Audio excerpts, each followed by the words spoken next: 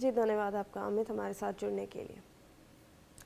All right, let's shift focus to some other news coming our way. In a major development, India has issued the letter of request to France for the mega government-to-government deal worth around rupees 3.25 lakh crore to buy 114 Rafale fighter jets for the Indian Air Force.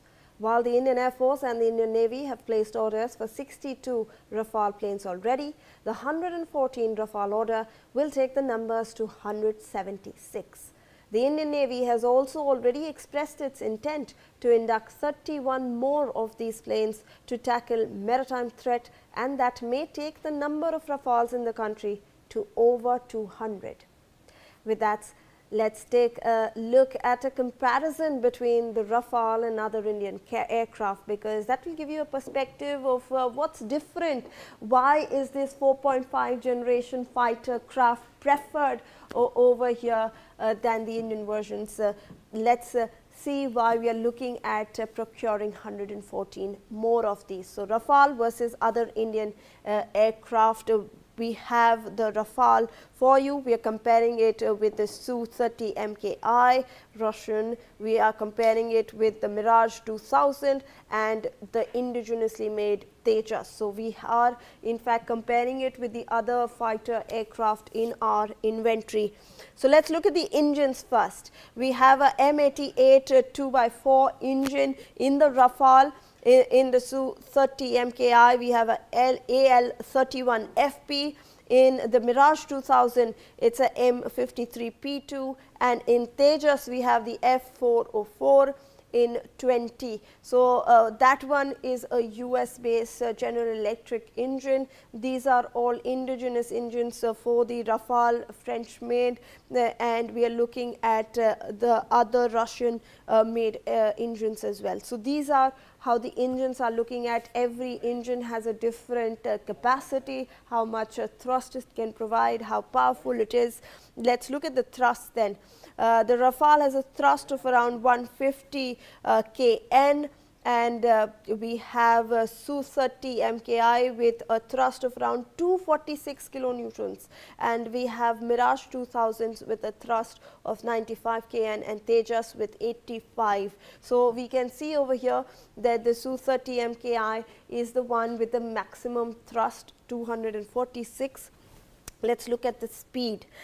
In comparison, the Rafale is Mach 1.8 plus, and we have Su-30 MKI with a Mach 2 and Mirage at Mach 2.2 and Tejas at Mach 1.8. So, Tejas and Rafale at similar speed, the fastest being the Mirage 2000.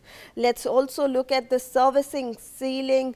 There's the service ceiling, which is around 50,000 plus.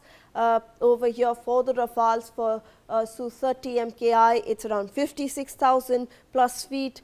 For Mirage, it's around 55,000 plus feet, and for the Tejas, it's 52,000 plus feet. So, these are some of the differences that you can find in the various aircraft inventory that the Indian Air Force has, and here we have compared how the engines look like. The Rafale can be compared, the speed is around Mach 1.8. It's very similar to the Tejas. The Su-30 MKI and Mirage 2000s are in fact faster over here.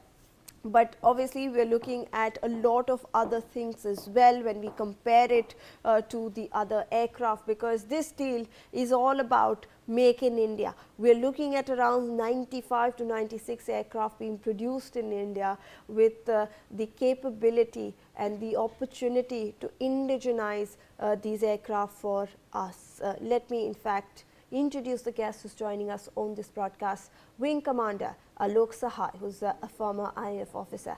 Thank you so much, sir, for taking out your time and for speaking to NewsX. We appreciate it. A very good morning to you, sir. Let me, in fact, start off this discussion, Wing Commander, as to how significant this addition of 114 Rafale fighter aircraft will be for the Indian Air Force fighter squadrons, which are currently seeing a shortage, sir.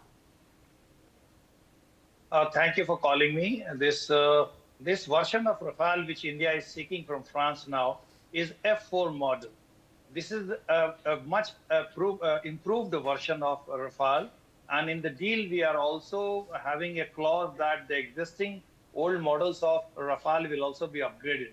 Number one. Number two, this model of Rafale is very advanced in terms of its radar, this Thales RBE2 radar. Its spectra electronic warfare suite is much improved. It has got much advanced electronic systems.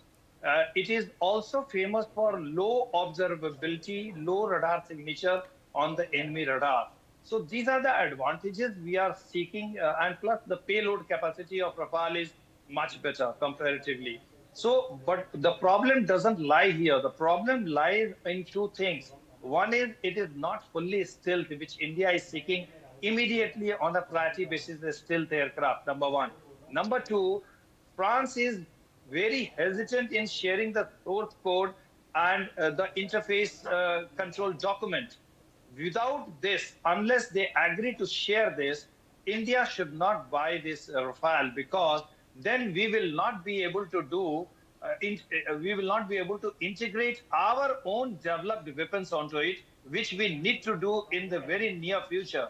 We need to integrate Astra 3. We need to integrate Rudram, latest version, in our latest fighters, because these will be cutting edge munitions comparatively. This Rudram and Astra 3 need to be integrated, and for that we need to have interface control documents from France, which France is reluctant to share. So the negotiations are going on.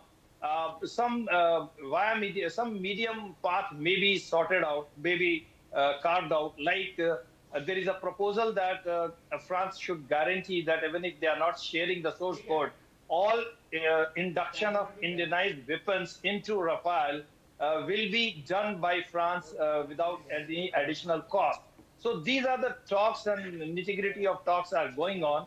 But still, I would say that the final decision is yet to be taken unless we have clarity on what type of technology sharing we are going to have with France. Yes. Absolutely. Wing Commander, I also want to understand from your perspective, because in this letter of request, sources are telling us that India has requested around 95 to 96 aircraft out of the 114 be produced in India with an Indian company along with the Salt Aviation. So how are we looking at that? Because that's something that, like you mentioned, India has been pushing forward for Atmanirbhar Bharat. We want to incorporate indigenous product. We want to make it in India. So how are you looking at this request, sir?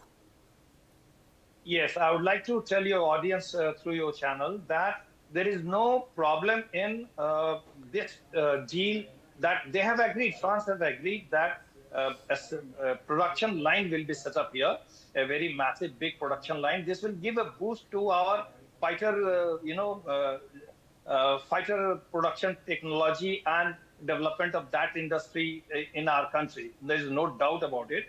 And the French technicians will be here with us to develop that production line for Rafale.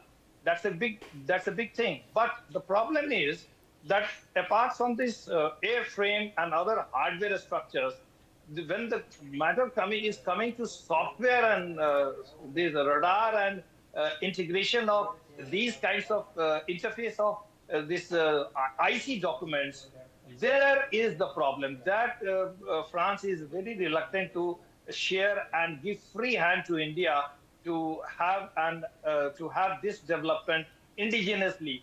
They want to import it all. They want us to import it from France.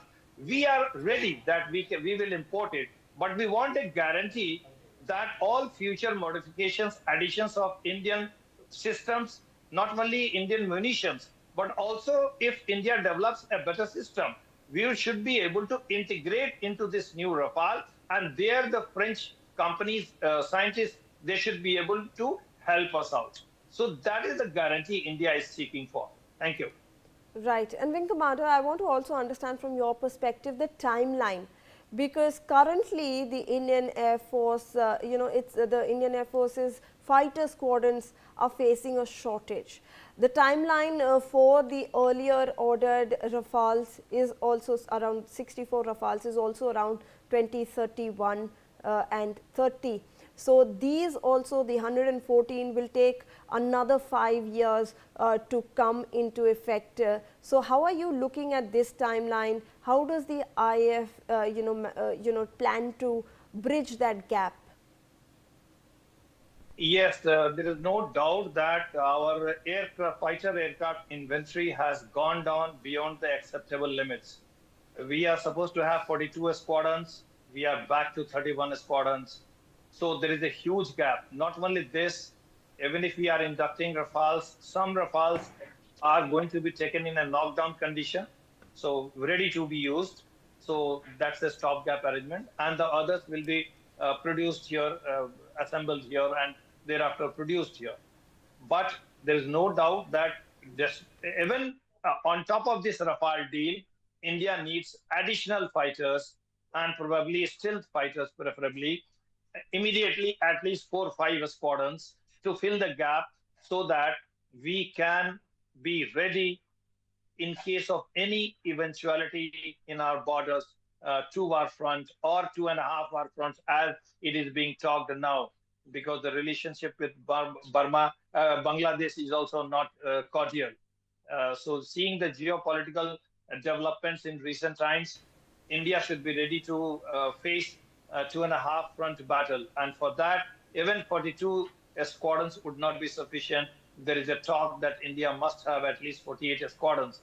So there is a big challenge, and there is a immediate requirement, urgent requirement for the government of India to procure some fighters in knockdown conditions because the time is running out. Yes. So I want to also understand your perspective on the maintenance of such aircraft, because that also goes a long way into how India handles these aircraft that have a shelf life. So I want to understand for Rafales, what is the maintenance procedure? Is India also looking at doing it in India itself? See, the maintenance aspect will not be a big problem with regard to Rafale, Su-30, and even if we are buying 5th generation Su-57. Because you see, Rafale, we already having Rafale in our inventory. We have Rafale maintenance team who are already trained onto this. The only thing is we will have to expand it more. We will have to expand the number more. Similarly, with regard to if we are buying Su-57, then the Su-30 maintenance line is very similar to the maintenance line of Su-57. So that should not be a big problem if we want to upgrade it up to Su-57 level. And not only that, when the country sells its fighters, advanced fighters, they always support developing the maintenance line in the country. Otherwise, the new country never buys such inventory. So that should not be a problem. And technical know-how and technical expertise in India, we are not dearth of technical people. So that should not be a problem. Yes. All right. Thank you so much, sir, for taking out your time and for